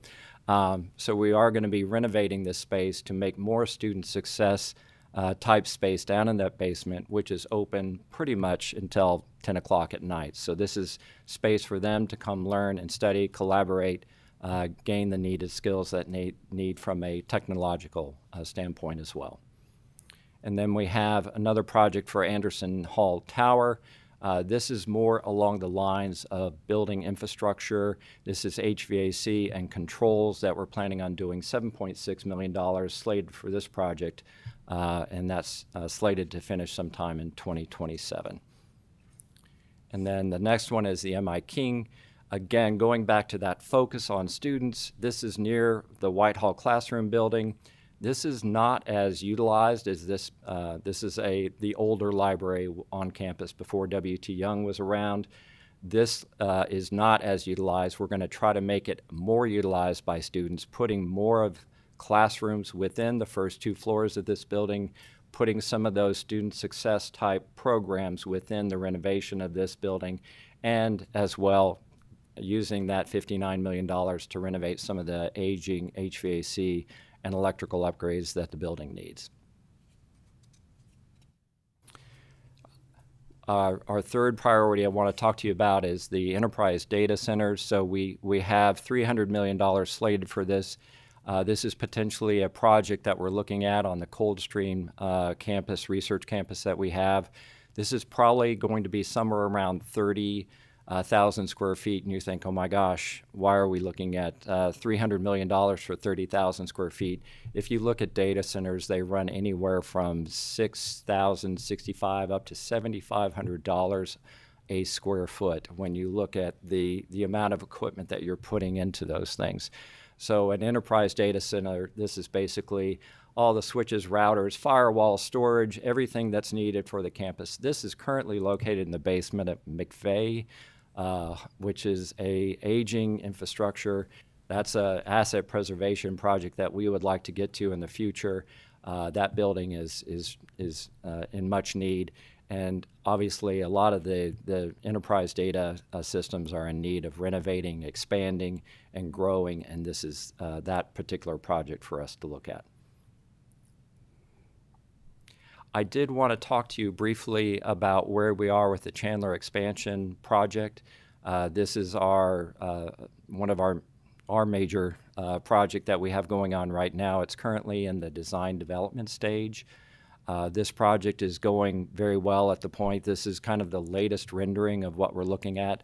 On the left-hand side of the rendering, you'll see that's the Chandler expansion that was initiated, and we just finished the 12th floor of that project, fitting that out about 3-4 years ago. So as you know, our UK healthcare system is the largest transfer hospital in the nation.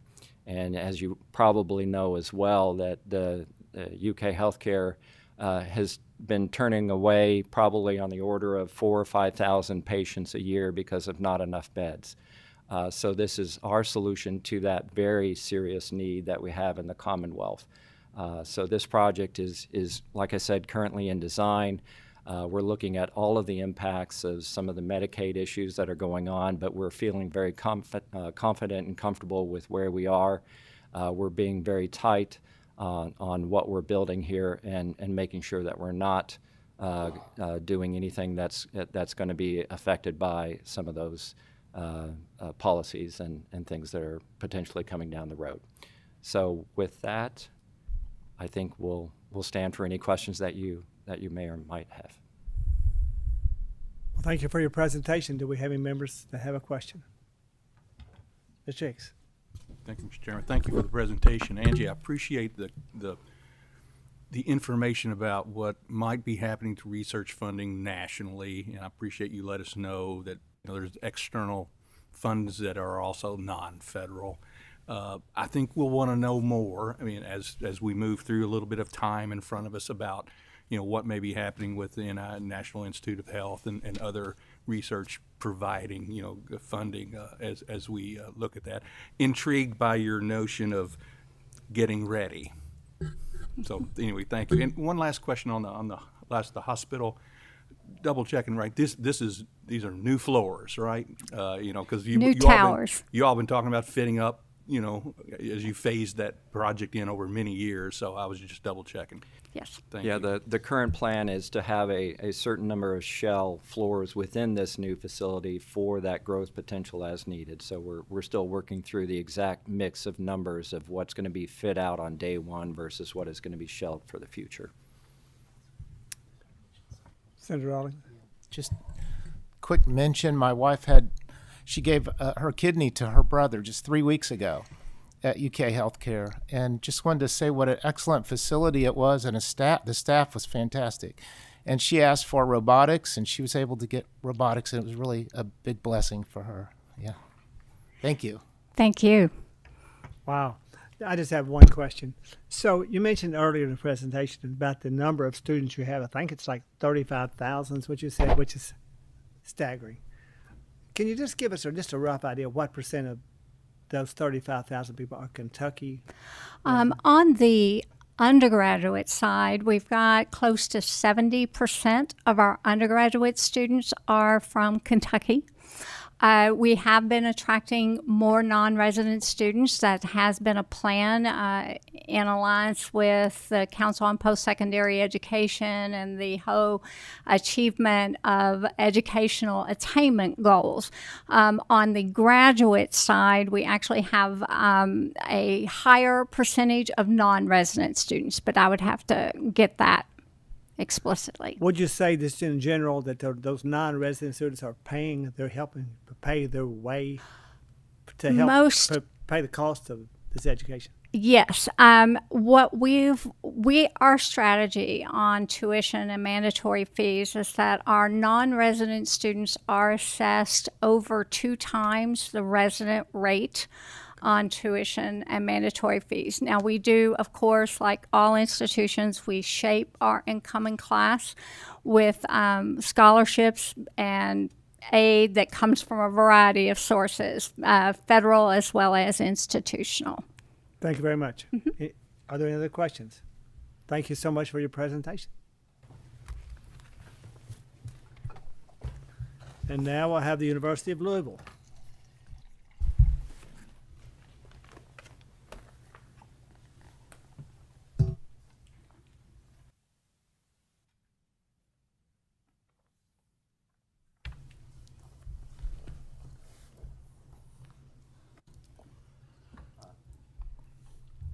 Thank you, Mr. Chairman and committee members. It's great to be here. I'm Charlie Perouse, interim EVP FA. I'm not sure if you have a mic turned up or turned on. There you go. Thank you. Good afternoon. I'm Charlie Perouse, interim EVP FA and Chief Financial Officer at the University of Louisville. And I'm joined by my great colleague, Meg. Hi, I'm Meg Campbell. I'm the Assistant Vice President for Planning, Design, and Construction. Thanks for the opportunity to be here today. And we'll start and continue the parade of thank yous. Thank you for the current capital-related support over the last couple of biennium. They've been, quite frankly, game changers on our campuses, both the main campus, Belknap, and our health sciences campus downtown. Your investments in asset preservation and in new capital dollars are very, very meaningful. We've got a couple pictures at the bottom. I wish we could share more because we try to stretch the dollar every way we can. The bottom picture on the left was an asset preservation and a recent completion of our natural sciences building. Believe it or not, that building was built in 1953. It's 70 years old. We have a lot of buildings on campus that might be 40 to 60 years old. They have strong bones, but they need renovations in certain areas. And the bottom left was a $20 million renovation where we upgraded HVAC, replaced the roof, did some general cosmetic updates to the classrooms. And the most difficult part of the project was replacing all those windows. But a $20 million investment is going to get us another 30 to 40 years of life cycle out of that building. The building on the right is the single largest investment and biggest project ever on University of Louisville campus, $280 million collaborative health sciences building that you funded. So appreciative of that. Here's a slight rendering, and we've got some other renderings and going through the design and planning phase. We anticipate demolishing the buildings downtown where this building will go later this fall, and to start turning dirt on the new building next spring, with it being completed in the spring of 2029. I think on the next page, and there's a lot here, but I think the biggest takeaway here is the money that you provide and the investments we make on our campus are data-driven decisions. And what do I mean by that? Is the investments in capital, whether it be repair and renovation or in new buildings, have to follow our campus master plan that was updated in January 2024. It has to have a laser focus on recruitment and retention of students. We look at space utilization data. I come from the University of North Carolina system, and I thought we had a great space utilization. Meg and her team have heat maps on all of our buildings with color codings on how we're doing. And so we use space utilization data to drive our investment decisions. And also do, quite frankly, a pretty detailed return on investment on each of the buildings. On the older buildings, we look at life cycle, and does it make sense to do a moderate renovation, a complete renovation, or a demolition of a building, or is it cheaper to build a new building? So we do that sort of data-driven review to stretch the dollar as best we can. Our next slide is our top 5 capital priorities for the 26-28 session, and we'll go right to them. A top priority, and we've seen this from some of our colleagues on other campuses, is the STEM Academic Center. Obviously, this is a key driver of economic growth in the Commonwealth. STEM courses, credit hour enrollments have gone up over 12% in the last 10 years. It's obviously a very high demand area. I'll focus on the second bullet on the left down there. We're also excited for this building as it would serve as the new home of our cybersecurity center, accelerating this cybersecurity degree collaboration we have between our Speed School of Engineering and our College of Arts and Sciences. Obviously, the workforce of now and the workforce of the future is in the STEM space. This is a $142 million building at about 230,000 square feet. It's located on Eastern Parkway and nestled right in front of the new engineering building that will be complete later this fall, and nestled between the natural sciences and an engineering complex, so fits real well together in the STEM area on campus. Our second request is the Center for AI Excellence in IT Infrastructure. You heard some of these items from our colleagues at the University of Kentucky. At large Research One institutions, technology is really, really, really important. This isn't just your general laptops and the AV audio. This is big tech stuff, right, that drives research and innovation. The investments in this area, we're requesting $75 million, or in many of the similar areas as our colleagues at UK, but this is data center upgrades, networking enhancements, firewall infrastructure enhancements, and would serve and build on our emerging space in the AI area. We're very excited about AI opportunities. We know there's challenges in federal research spending, but we know the AI area is at the top of everyone's list. There's not a day that goes by that you don't hear or see something on AI. U of L is at the forefront of this area and is in the running and very competitive in a couple of large federal grants. And we believe this investment will make us even more competitive in this emerging AI space. Number 3 is near and dear to my heart. I've been at the University of Louisville now about 14 months. The Miller Information Technology Center sits right in the center of our campus, right in the center. It's a 5 to 10 minute walk from all faculty, staff, and students. Currently, right now, we have student health and mental health services in several areas. They're in the Student Activity Center. Our main health area is out by our baseball field, which is a mile from main campus. And so when a student's sick, he or she has to walk or take the bus a mile off campus. As well as our operations areas in HR, finance, and IT are located sporadically in many buildings on campus. We want to try to consolidate those in the middle of campus to be closer to where our stakeholders are. And so this $40 million investment would allow us to move all our student mental health and physical health stuff into one building, as well as to consolidate our HR, IT, and most of our finance staff. And the remaining finance staff are just one building over here. So we're real excited about the location and for a fairly minimal investment, consolidating many important services in a convenient location on campus. The next, number 4 priority and is similar campus infrastructure modernization and building upon the existing asset preservation program. We talked about space utilization, and Secretary Hicks asked earlier. Meg and her team have been fantastic in reconfiguring space for minimal amounts of money to make us more efficient on campus. We actually did a before and after pictures for our Board of Trustees on some asset preservation projects a couple of meetings ago. And what it will show is with some of these reconfigurations and using space utilization data, just by moving walls around and making some classrooms bigger, instead of having 3 classes of 40 students, you might have one class where it's appropriate of 120 students. It's cheaper to provide that education because instead of having 3 instructors in 3 classes, you have a larger classroom with a larger set of students. Obviously, you can do that in certain areas based on the discipline and undergraduate profile of the class, but we use a lot of that space utilization data to drive some of the asset preservation investments.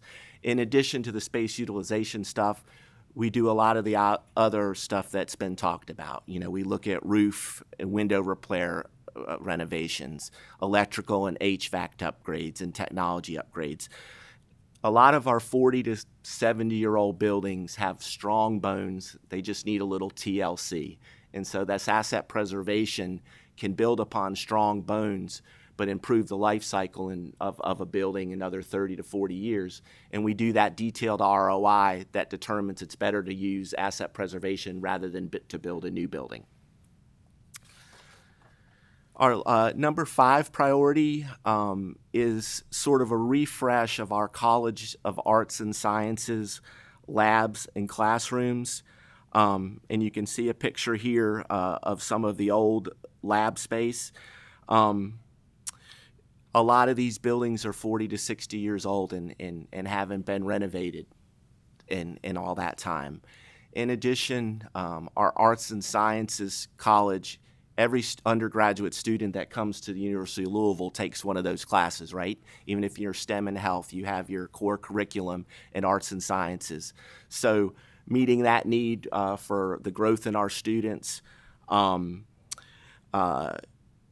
having spaces that they feel comfortable and ready to learn is really important to us. And it assists, quite frankly, with the recruitment and retention of students. Next slide. This last page is just a summary, similar to our colleagues at UK. These are other capital projects. We won't go into detail. These are a similar list that you've seen in the past of self-liquidating or auxiliary type projects. Mr. Chairman, I'm glad to answer any questions. And if I might, I'd be remiss if I didn't say I am a retired state budget director in my home state of North Carolina, and have had the opportunity to run in the same circles as Secretary Hicks over the last 10 to 15 years. And the 50 state budget directors are a cohort that is very close. John is a leader among leaders and one of the best public servants I've ever had an opportunity to work with, and the Commonwealth should be very thankful to have him because he's fantastic. So thank you for that point of personal privilege, Mr. Chairman.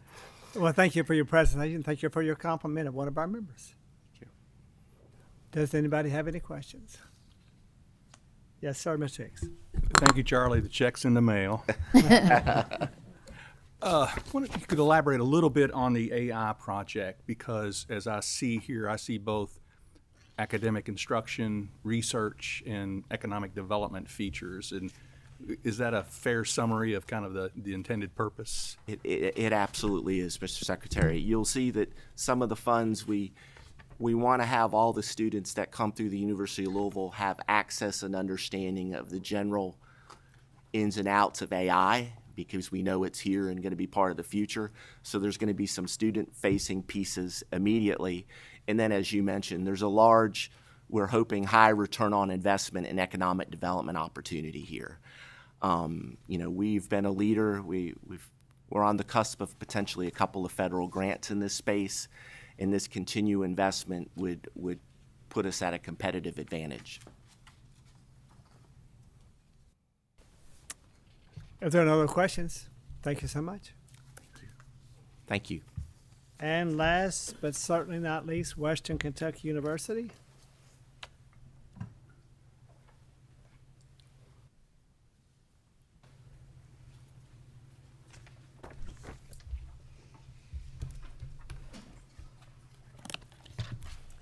Good afternoon. Thank you, Chairman Boswell, for having us here today. I'm Jennifer Smith. I'm the Assistant Vice President of Government External Relations for WKU.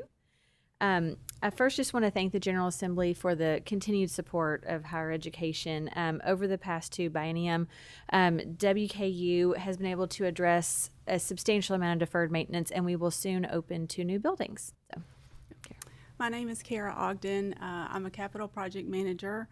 And I'm actually a graduate of WKU. I graduated with an engineering degree, and so now I'm back at the university and being able to use my degree on campus. So a lot of these projects that I'll talk about today are projects that I've personally managed. So I'll echo Jennifer in saying that the capital investments over the last 2 budget years have made a tremendous impact on our campus. And those are made possible by you.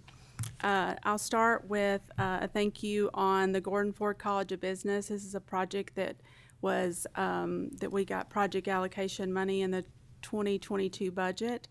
It's a 114,000 square feet building. It's the home of the new College of Business, and they're really excited to be moving into that building here in the fall, and we'll have a ribbon cutting in September, so invite you all to come and join us and celebrate that building. Really exciting, there's that building has a training lab. We've got 24 Bloomberg machines, which is awesome for our students. There's been a lot of collaboration with businesses in our community, and we wanted a building where our students could stay there, collaborate with businesses, collaborate with faculty and staff. So when we build buildings, we try to build buildings that would allow students to just stay there in the building and collaborate with faculty and staff. The next project is the academic complex, and we are in the process of design and site selection.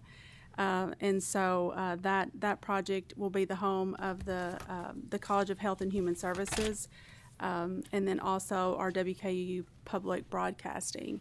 In addition to a new building, we'll be renovating IEB, another older building on our campus, and we'll also be renovating some space at South Campus. So we're really trying to stretch those dollars as far as we possibly can. The next thing we'll talk about is asset preservation, and I think, like you've heard from every other university, everyone has loved the asset preservation.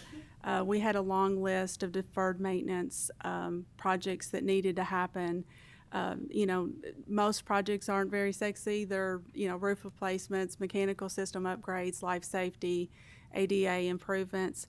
But we've got 69 total projects and spending $68 million. And we really, truly can't thank you enough for those dollars. And we really have tried to stretch them. The next slide you'll see is just showing how far we stretch those dollars. And we tried to, all of the buildings on campus that qualified for asset preservation, we have hit 85% of our buildings on campus doing something in in all of those buildings. Obviously, we would love to hit all 100% that qualify, and obviously would love to have more asset preservation funds. We have a long list of deferred maintenance, and we can definitely put that to use. So we'll be talking about our top 5 capital project priorities. Our first priority is construct Potter College of Arts and Letters facility. Number 2 is our environmental science and technology building. Number 3 is Ogden College Science and Engineering. Number 4 is demolition of Grice Hall and improve the site, and then renovate College High Hall. When we were looking at what projects we would pick for our top 5 projects, we tried to carefully select those based on driving student success, supporting academic innovation, and strengthening the campus infrastructure. So these projects aren't just about new buildings, they're about creating spaces that help students thrive and prepare for the real world. So the Potter College of Arts and Letters, this facility, this is our Reed Hall. This concrete structure, it's 156,000 square feet. There's very few windows in this facility. It needs ADA improvements. We haven't done a feasibility study at this time, but we are quite certain that it will be better to demo the building rather than renovating. It really is hard to renovate a concrete structure, as others have noted. So we are really excited about this project. This project would impact almost every student on our campus. So there's a lot of general ed classes that are taken in this building, and so through modern languages, media, communication studies, political science. Obviously, there is a performing arts component, but we wanted to make our number 1 project a project that would touch almost every student on our campus. The number 2 project is the Environmental Science and Technology Facility. This is also a 1975 facility. It's 104,000 square feet. This houses environmental science, GIS, meteorology, sustainability. This building hasn't really been touched since 1975. The systems are old. It is in dire need of a renovation and or a replacement. Obviously, we haven't gotten there yet, but we know that these programs need better spaces, better technology. The next 3, we've grouped these last 3 together, but each one of them plays a major role in strengthening our campus. We've got Renovate Ogden College of Science and Engineering. That project would be a project that we would touch multiple buildings, engineering building, science and technology. The next project is a demolition of Grice Hall and improving that site. Grice Hall currently is a swing space. Our College of Business folks will be moving out of that building, and they cannot wait to get out of that building. Actually, we had a chiller go down in this building this summer, and we had to bring in a temporary chiller facility that is sitting outside the building. So this building really has seen it's almost at its end of life. And we would like to demo that building and either you build a new building in its place, or possibly just provide green space for students. And the last is renovate College High Hall, and this is a building that that is in dire need of renovations. We did renovations on this building 15 years ago or so, and it really was a Band-Aid. We didn't spend a whole lot of money on it, and it really is in need of major renovations. And that is it. We are truly grateful for your time. I know you guys have sat through a lot of presentations and heard about a lot of projects, but we really do appreciate your support for our projects. Well, thank you very much, Kara, for your presentation. I had the privilege of being on your campus several weeks ago for my grandson's graduation for the Western Kentucky's engineering program. Awesome. And so, do I have any questions from the members? Well, looks like it's going to be short and sweet. Thank you so much. Awesome. Thank you. Thank you. Well, the next meeting of capital planning will be scheduled for 1 o'clock on Wednesday, August the 16th, in the same meeting room, and will include capital planning overviews from the remaining state agencies and a special report from the Council on Post-Secondary Education. Do I have a motion to adjourn? Make a motion. Second. Meeting is adjourned. All right, I gotta take off. Yes, I do too.